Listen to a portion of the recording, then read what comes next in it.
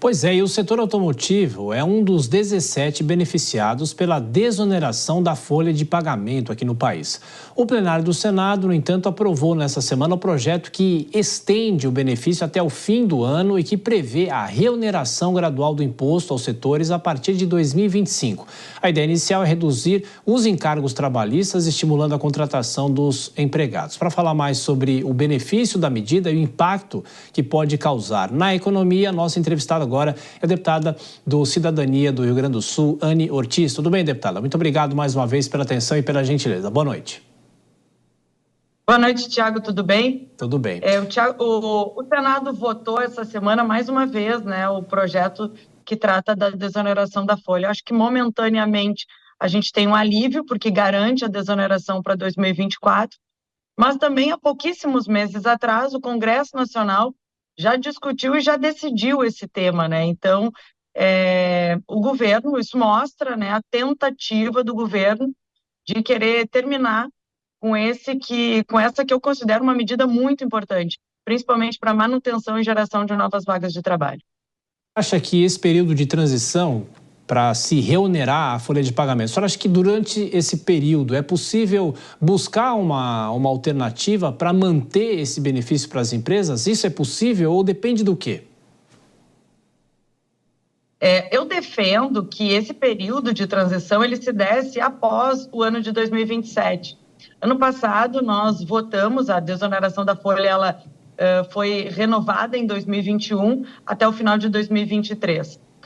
Ano passado, 2023, nós renovamos, né, a possibilidade da desoneração da folha para esses 17 setores, e 17 setores importantíssimos no país, tanto que são os setores que mais empregam, né, são mais de 10 milhões de trabalhadores nesses 17 setores, podendo que ela fosse prorrogada até o final de 2027. E a partir daí, eu acho que sim, pode sim fazer uma discussão sobre a volta gradual do imposto, ou até mesmo a possibilidade de ampliar, né, essa questão da desoneração para outros setores importantes, né, econômicos do nosso país.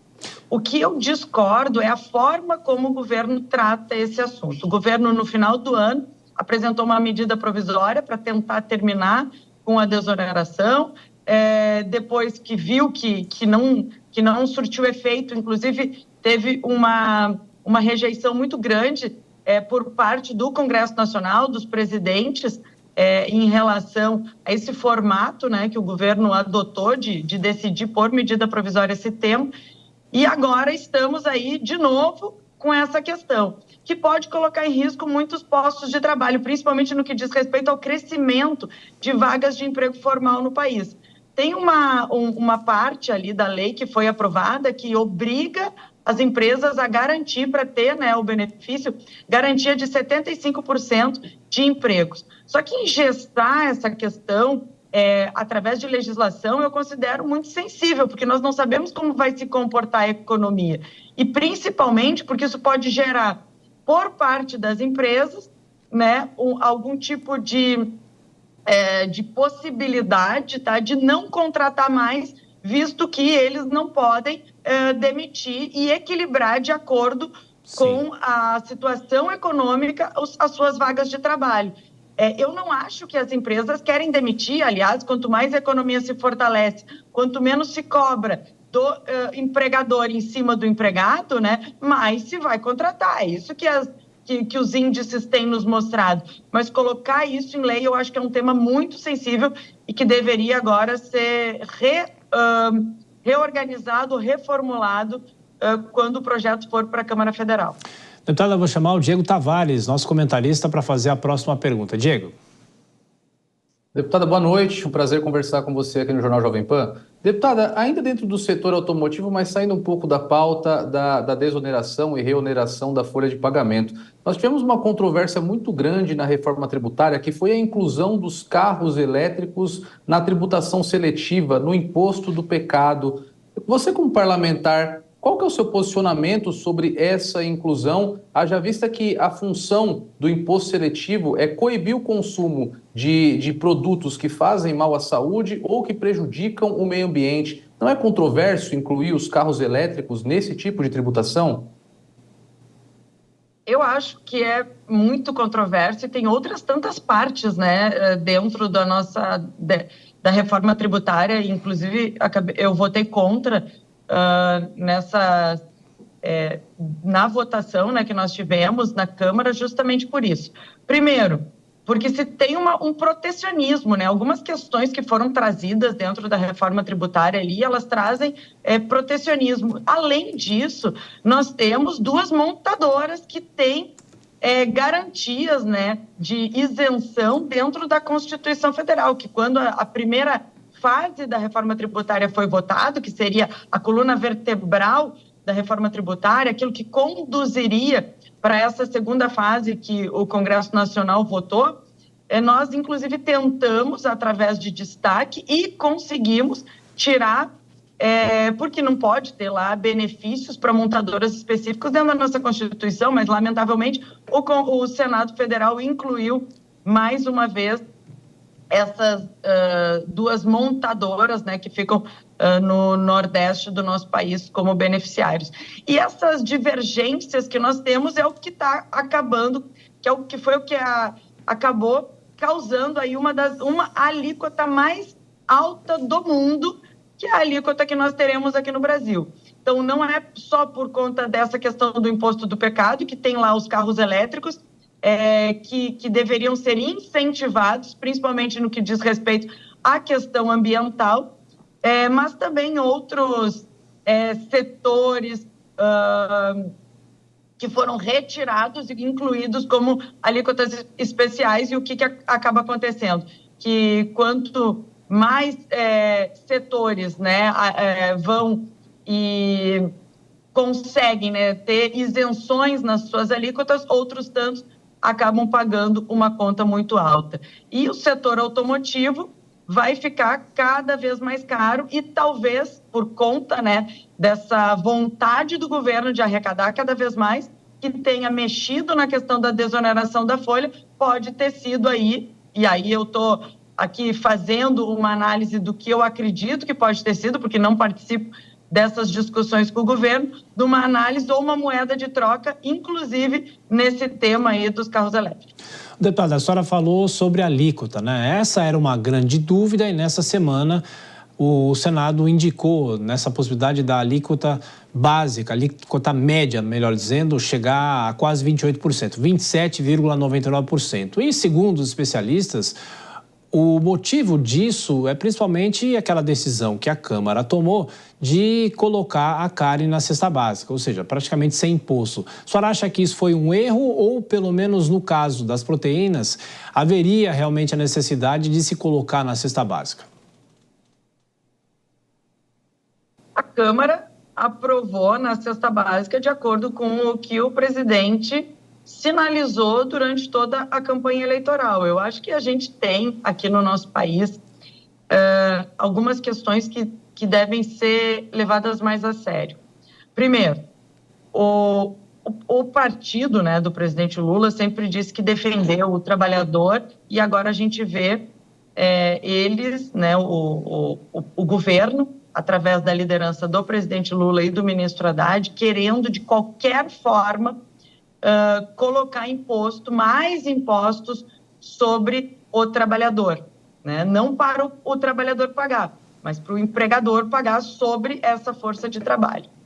E nós sabemos que quanto mais imposto se cobra sobre o trabalhador, mais achatado vai ficar esse salário e menos postos de trabalho serão gerados. Isso é o tema da desoneração da folha. A questão da proteína animal, durante toda a campanha eleitoral, se discutiu muito isso, inclusive foi motivo de piada, de memes, e a proteína animal tem ficado cada vez mais cara na mesa das famílias brasileiras. O que a Câmara Federal fez? Incluiu, através de uma emenda, né, para a questão da proteína animal, o relator, para não perder nesse tema, e nós sabíamos ali durante a movimentação no plenário qual seria o resultado, acabou incluindo no seu relatório por uma pressão que foi feita pela oposição naquele momento. o que nós vemos aí?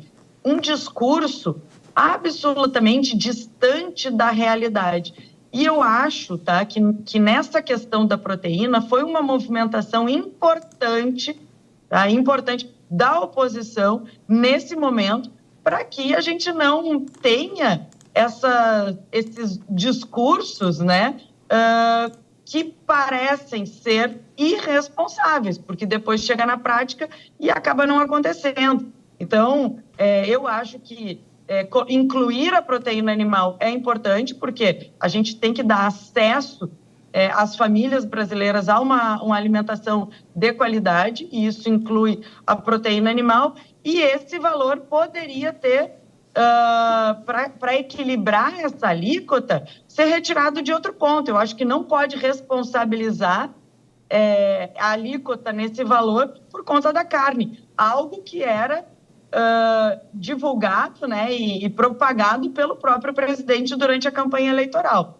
Então, o discurso, muitas vezes, está muito longe da prática, está muito longe da realidade, e isso a gente tem visto numa forma muito clara dentro dessa discussão da desoneração da folha.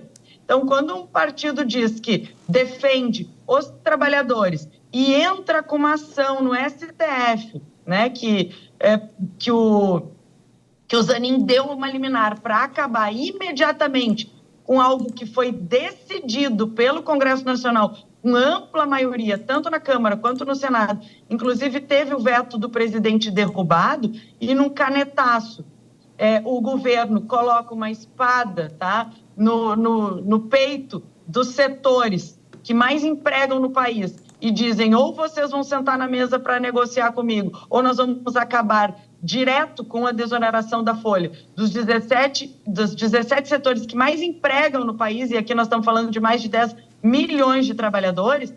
A gente sabe que o governo